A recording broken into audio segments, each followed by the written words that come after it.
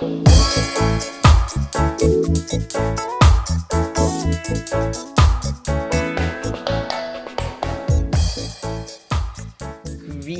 this is Joanne Richards Goff from Kingston, Jamaica.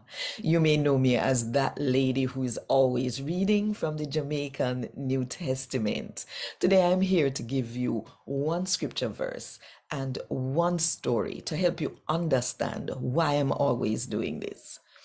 The one scripture verse is Colossians 4, verse 4. In the New International Version, it reads, "Pray that I may proclaim it clearly as I should." In the Jamaican New Testament, it reads, "Pray, say may we get to make the people them know about the message, yeah, and that may we can tell them it plain, so they can understand, cause that me fi do."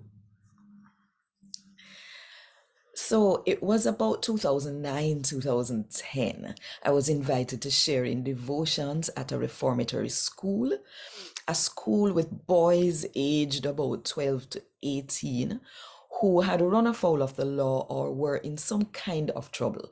And so they were incarcerated. And I was invited to read from the Jamaican New Testament. At that time, it was not yet published. We just had the book of Luke. So someone else was scheduled to read the story about Zacchaeus from the King James Version, and then I would follow up by reading it in the Jamaican language. As he was reading from the King James, the boys just stared straight ahead. It was as if they were not the ones you were speaking to. And then I read in the Jamaican language. The atmosphere in the room changed. The boys came alive. And when I was finished reading that story about Zacchaeus, they all gave a round of applause. And I was shocked. I'd never seen anyone, let alone young boys, applaud the reading of the Word of God. So when I was finished, someone else was supposed to have brought the word. But I just heard the person leading say, Uncle Sammy was supposed to bring the word today, but I wonder if Auntie Joe has a word to share with us. Well, I tell you people, English is my first language. I was comfortable reading the Jamaican language, but I was not comfortable delivering a word in the Jamaican language.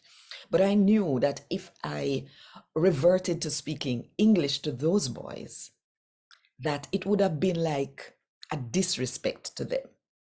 And I couldn't do it.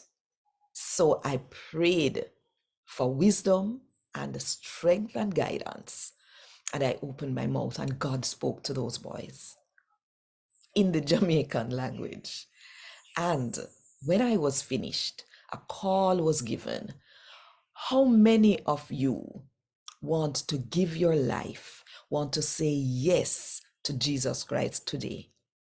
Almost all of those boys stood saying, yes, we want to have a relationship with Jesus Christ. I hope this one scripture verse and this one story help you to understand why I cannot stop doing what God has called me to do. What good and one love.